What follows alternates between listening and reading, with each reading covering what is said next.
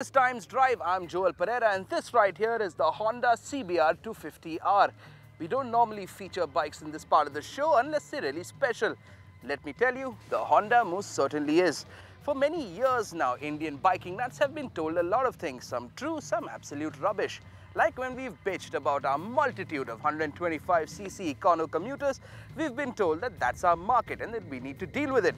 When we've griped about the fact that we're riding 80s and 90s technology, we've been told that new technology is expensive and again, we need to deal with it. To that, Honda said, let's just see. So here we are on the sidelines, cheering.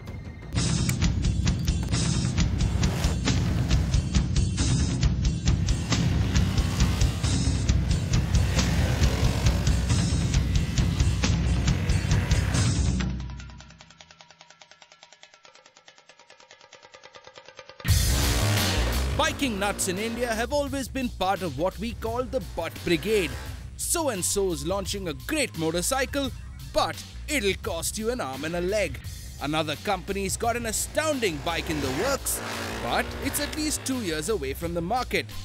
Now Indian bikers can get a good-looking Japanese motorcycle back to the gills with the latest in bike tech. And all this without having to sell their sisters into a life of slavery.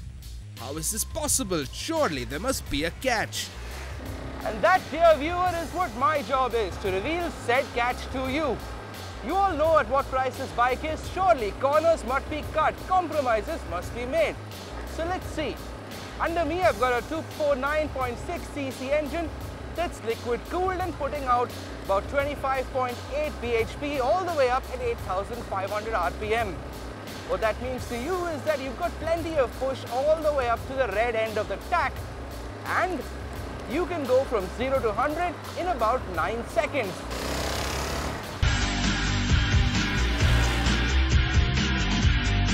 The 250R is not a very heavy motorcycle at 167 kilos, but it seems much lighter when you're actually riding it. Twist the throttle and this bike responds, with the fuel injection system working seamlessly, unlike any other FI systems we've tested.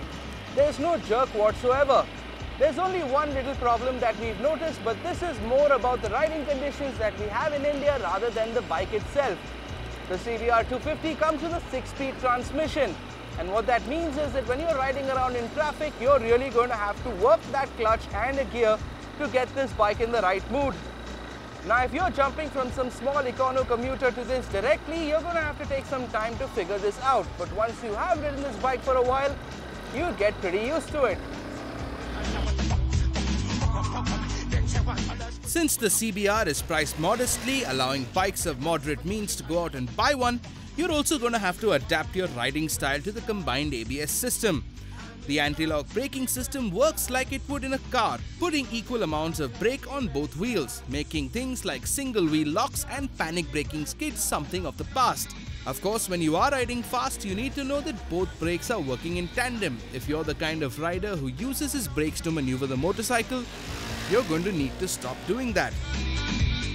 Handling is where this motorcycle shines through though. Calm handling is the name of the game for most Honda motorcycles, and it's the same for the CBR250 as well.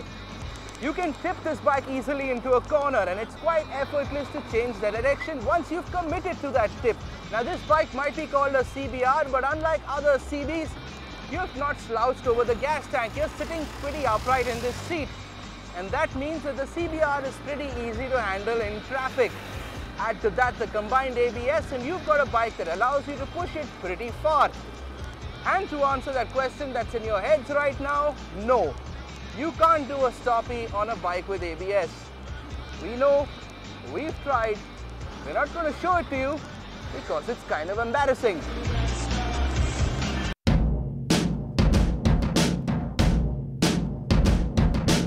As I'm sure you've noticed, the 250 might be called a CBR, but styling is much closer to the VFR, a motorcycle we tested a couple of months ago. This bike might be related to Honda's trackside speed demons, but you've got a kind of calmness to the design, rather than the cowl, scoop and graphics-inspired aggression of the larger CBR motorcycles. Bring into the mix the large trapezoidal exhaust rather than some sort of matte black racing can, and you've got a motorcycle that you can even take home to meet mom. finally the mileage, and this is where you're thinking, surely this is a catch. We haven't mentioned any yet, so this must be a pretty big one. If you're expecting 80 kilometers to a litre, go home right now. What you will get is about 30 kilometers to a litre in the city and 45 kilometers to a litre on the highway.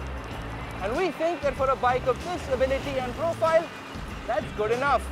And then there's the price, 1,51,000 for the standard variant and 1,77,000 for the top end with ABS.